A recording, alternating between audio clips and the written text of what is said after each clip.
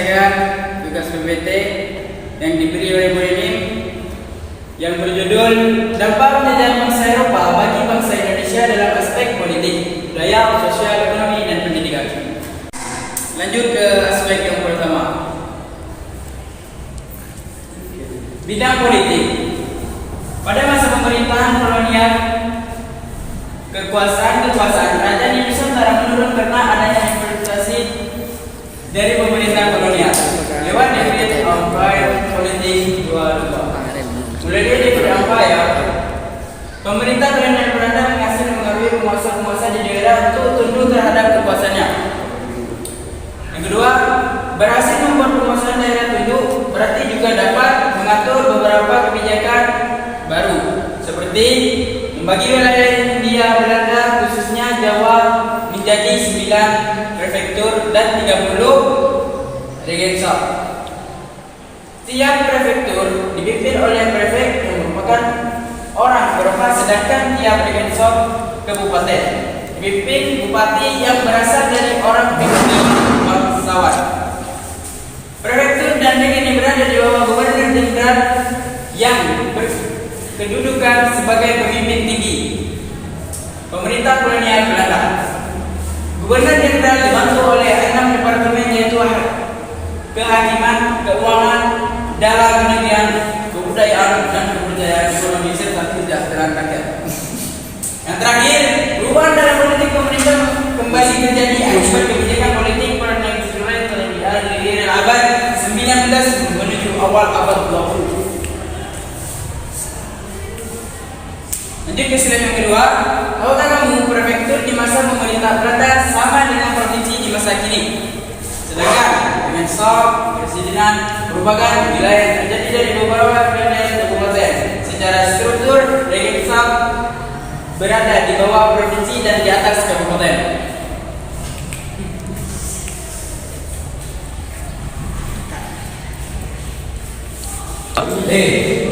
Federal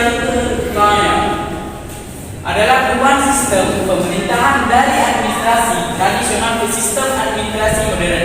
Sistem ini diterapkan untuk menggantikan posisi penting pemerintah daerah ke tangan pemerintah Belanda dengan cara mengangkat dan mengganti pengawal yang menduduki jabatan.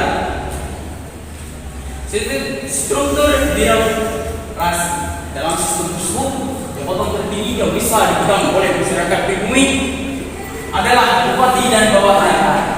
Terdapat perdana dan bupati. Berikut pangan dari struktur pemerintah kolonial Hindia Belanda ini. Berikutnya, pemerintah Hindia Belanda, gubernur jenderal, presiden, bupati, dan lain sebagainya. Baik, lanjut yang Mahfud. Oke, saya akan lanjutkan presentasi dari. Selain itu, sistem pemerintah di Indonesia sekarang merupakan warisan dari penerbangan yang dikenakan oleh pemerintah kolonial Belanda dalam badan yudikatif di struktur tersebut. Pemerintah kolonial Belanda membagi badan peradilan menjadi 3 macam berdasarkan golongan masyarakat di Hindia Belanda.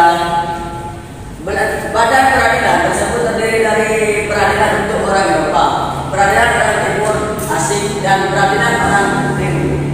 Dalam badan legislatif, pemerintah kolonial Belanda membentuk Voltes atau Dewan Rakyat pada tahun 1918. Bidang budaya, kedatangan bangsa Eropa ke Nusantara mempengaruhi kebudayaan bangsa Indonesia. Pengaruh tersebut mulai dari kosakata bangsa, musik, seni, tari, pakaian, arsitektur, hingga cara berpikir. Dampak dalam bidang budaya yang pertama adalah adanya kata-kata sarapan. Kamu bisa lihat kata-katanya di bawah ini. Lanjut. Beberapa kata yang merupakan kata sarapan. Kata sarapan,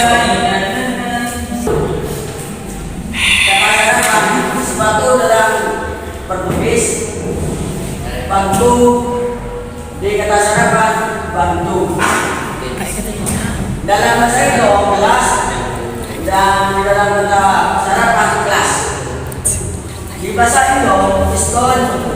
Di di kedasarapan Kristen. Di ada lain. Lanjut. Dan selanjutnya akan dibawakan oleh. Baik, saya akan lanjut dari presentasi.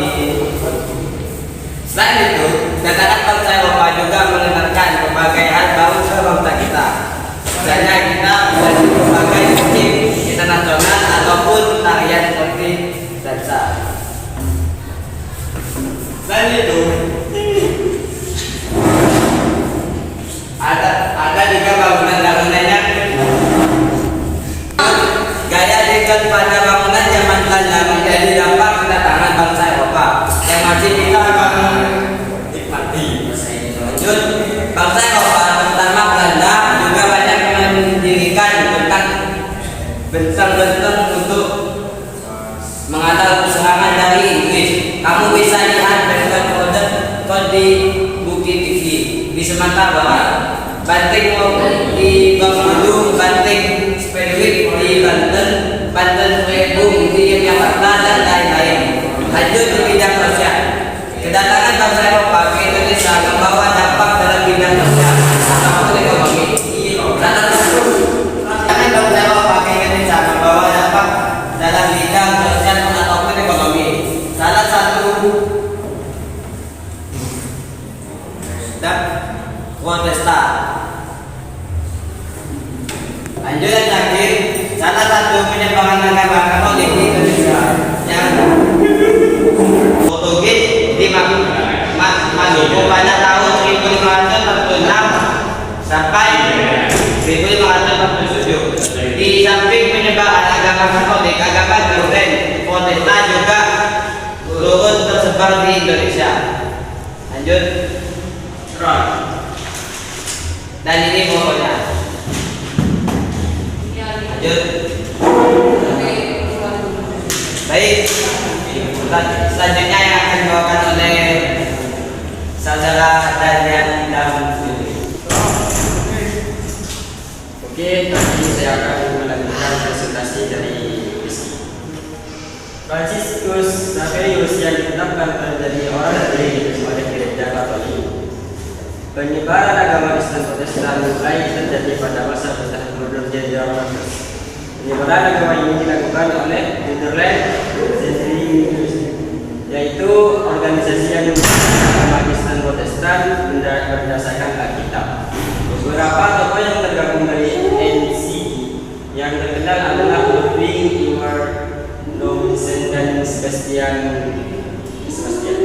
Bidang ekonomi. Dengan datangnya bangsa Eropa, masyarakat Indonesia diperkenalkan pada mata uang di pasar Indonesia. Menjalankan kebiasaan kebijakan sistem sewa tanah, diperkenalkannya uang kertas dan logam mendorong munculnya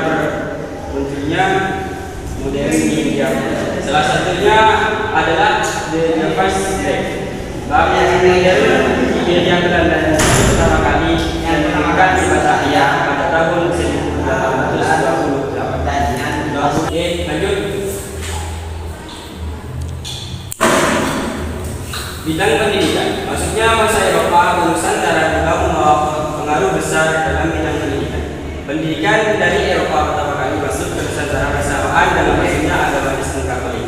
Kala itu dibangun sekolah yang mengajarkan ajaran agama Katolik untuk para pribumi dan daerah timur Indonesia di sekitar daerah Katolik.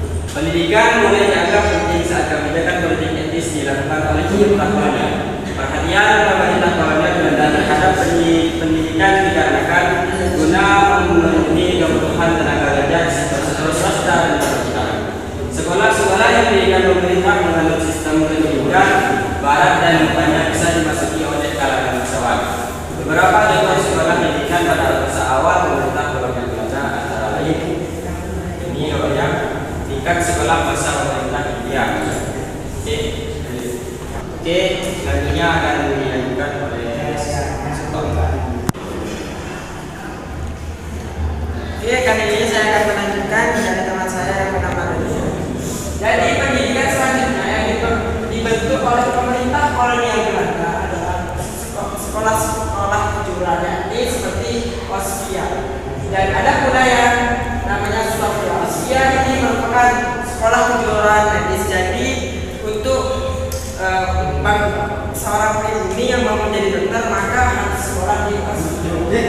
Sedangkan Stovia adalah jadi untuk yang Stovia itu ya jadi PNS atau pegawai negeri negara sipil. Adapun untuk Stovia ini selevel untuk para pribumi yang mau menjadi dokter. Adapun dengan Nias adalah sekolah dokter-dokter bagi bangsa pribumi. Biasanya lulusan universitas tersebut digelari oleh dokter. Jadi kesimpulannya, dampak yang berada pada negara Indonesia dapat merubah menjadi lebih baik lagi. Cukup sekian presentasi dari kami. Ada kata-kata yang salah mohon dimaafkan. Assalamualaikum warahmatullahi wabarakatuh.